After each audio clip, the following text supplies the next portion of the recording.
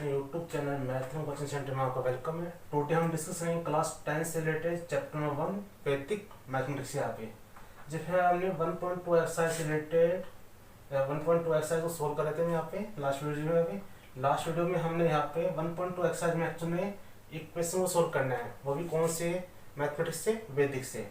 और उसमें हमने यहाँ पे देखा था कि इक्वेशन को सोल्व करने के यहाँ पे टू मेथड है, जिसमें फर्स्ट मेथड है सूत्र परिवर्त्य योजित और सेकंड है शून्यम समुच्चय। यहाँ पे तो फर्स्ट वाला मेथड है अपने पास क्या है, सूत्र परिवर्त्य योजित। अब उसमें होता क्या है, उसमें एक स्ट्रक्चर बनती है as प्लस बी और cs प्लस डी, ये स्ट्रक्चर होती है। और इस स्ट्रक्चर का डायरेक्ट फॉर्मूला होता है d minus b upon a minus c. अगर इस स्ट्रक्चर से है तो सही है, अदरवाइज क्या करते हैं अपने यहाँ पे उस स्ट्रक्चर को लेके आते हैं हम यहाँ पे, और इसकी वजह से हमने क्वेश्चन सोल्व किए थे यहाँ पे। ओके, अब अपने पास जो सेकंड मेथड है वो क्या है अपने पास, उसका नाम है सूत्र शून्यम समुच्चय। तो यहाँ पे एक वर्ड आया है शून्यम, यहाँ पे एक वर्ड आया है शून्यम, और शून्यम को क्या बोलते हैं अपन, जीरो। तो हमें क्या करना है, इसमें कुछ रूल होते हैं उनको फॉलो करना है कि अगर दोनों के बोथ साइड में क्या है कांस्टेंट टर्म अगर सेम है तो वहां पे उस इक्वेशन के वेरिएबल की वैल्यू क्या होती है, जीरो की इक्वल होती है।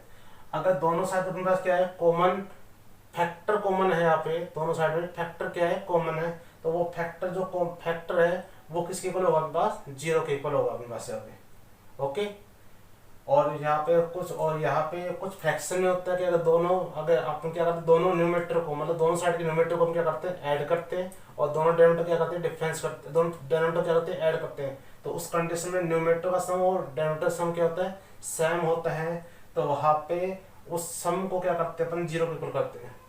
ओके, इनका हम discuss step by step complete करेंगे यहाँ पे। ओके, अब देखिए यहाँ पे ये क्वेश्चन अपने पास 9, 11, 10 और 12। ये जो क्वेश्चन है ऑर्डर में नहीं है, सेम ऑर्डर नहीं है यहाँ पे। तो हमें क्या करना है, यहाँ पे ये ऑर्डर में नहीं है, यहाँ पे 9, 11, 10 और 12 क्यों ऑर्डर में क्यों राइट नहीं किया, इसका एक रीजन है कि यहाँ पे 9 और 11 क्या है, सेम मेथड से होंगे यहाँ पे, और 10 और 12 थोड़ा डिफरेंट से होंगे, इस डिफरेंट मेथड से होंगे यहाँ पे। अब ये कौन सा मेथड होगा, कौन सा रूल उसमें फॉलो होगा, उसका हम डिस्कस करेंगे यहाँ पे। तो देखिए अपना फर्स्ट यहाँ पे रूल है इसका शून्यम का।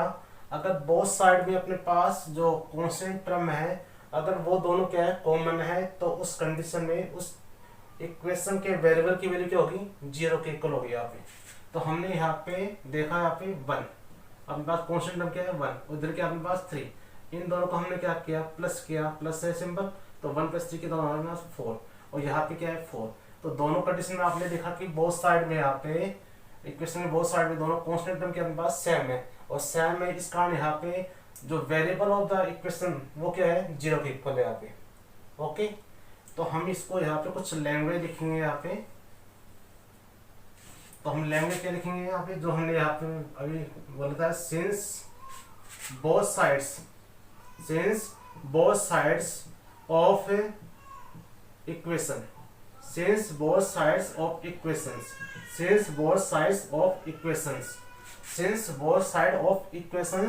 have common since both sides of equation have common constant term, हमने क्या बोला, constant term। अब constant क्या है, 1 + 3 क्या है, 4 constant have common constant term 4। यहाँ पे दोनों साइड में क्या है, कॉमन क्या आ रहा है, कांस्टेंट टर्म 4 आ रहा है। सो वेरिएबल की वैल्यू क्या हो जाएगी, जीरो की इक्वल, और ये क्या हो जाएगा answer complete. Since both side of equation have common constant term, कितना है मेरे पास 4, सो ऐसे करके हो गया, जीरो गया। आई थिंक 9th वाला क्वेश्चन क्लियर हो गया मेरे पास। अगर दोनों साइड में अपने पास कांस्टेंट सेम है तो उस वेरिएबल की वैल्यू होगी जीरो होगी, x है चाहे y है, यानी जो भी वेरिएबल के पास। अब देखिए 11th वाले क्वेश्चन देखिए हमने यहाँ पे 10 को छोड़ा, यहाँ पे इसका कोई रीजन है देखिए अपन। अब यहाँ पे कांस्टेंट टर्म क्या है अपने पास 1, यहाँ पे क्या है 9, ये आपस में क्या होंगे मल्टीप्लाई, तो 1 को मैं क्या करूँ 9 से मल्टीप्लाई करूँगा, क्या आएगा मेरे पास यहाँ पे 9, और 3 को 3 से मल्टीप्लाई, फिर कांस्टेंट मल्टीप्लाई होगा, ब्रेक होगा जब यहाँ पे 3 क्या होगा मेरे पास 9। तो हमने देखा यहाँ पे मल्टीप्लाई होने पर कौन सा टर्म क्या है पास सेम, तो सेम की सेम लैंग्वेज यहाँ पे रिपीट करनी है हमें यहाँ पे, since both sides of equation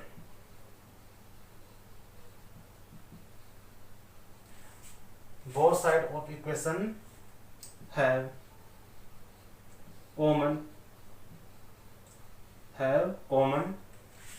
constant term, have constant term। अब constant term इस बार क्या है 9, सो वेरिएबल किसकी इक्वल हो जाएगा 0। Okay, I think clear. अब हम यहाँ पे 10th और 12th में देखेंगे। अब 10th वाले में इसी रूल को फॉलो करने की कोशिश करेंगे अपने यहाँ पे।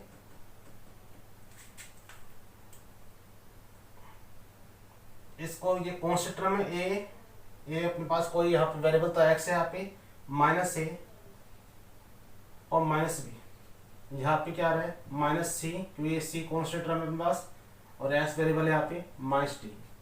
क्या है यहाँ पे माइनस ए माइनस बी और सी माइनस डी क्या इक्वल है? इक्वल नहीं है। यहाँ पे माइनस ए माइनस बी, तो यहाँ पे माइनस ए माइनस बी होना चाहिए यहाँ पे। इसका मीन जो हमने 9th और 11th क्वेश्चन में जो रूल हमने फॉलो किया था कॉन्स्टेंट टर्म वाला, वो इसमें अप्लाई नहीं होगा यहाँ पे। तो इसका मीन्स हमें कोई अदर मेथड अदर रूल इसको फॉलो करना पड़ेगा। अब सेकेंड रूल क्या है, अगर बोथ साइड में अपने पास कॉमन फैक्टर सेम है, यहाँ पे कॉमन फैक्टर क्या है सेम है यहाँ पे, तो उस कंडीशन में वो कॉमन फैक्टर क्या होगा यहाँ पे 0 के इक्वल होगा यहाँ पे। तो हमने यहाँ पे देखा कॉमन फैक्टर यहाँ पे x माइनस वन, तो x माइनस वन क्या आ गया यहाँ पे कॉमन आ गया, कॉमन फैक्टर हो गया यहाँ पे। और x माइनस वन ये भी क्या है कॉमन फैक्टर है। ये दोनों साइड में x माइनस वन कॉमन आ रहा है, तो वो कॉमन फैक्टर किसके इक्वल होगा 0 के इक्वल होगा यहाँ पे। ओके, तो हम यहाँ पे लिखेंगे since both sides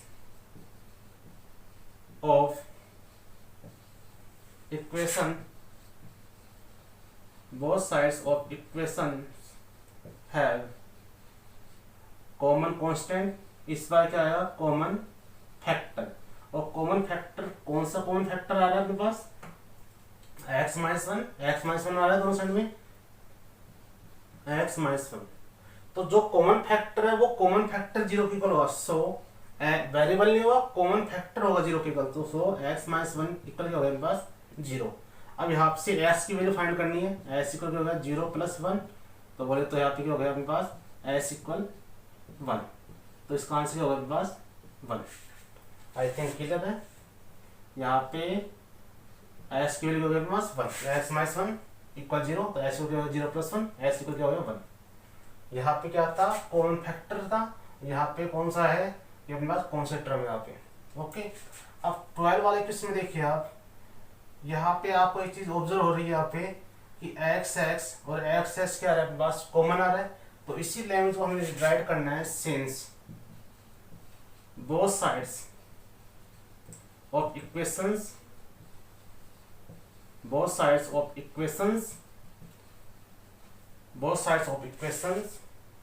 have common factor,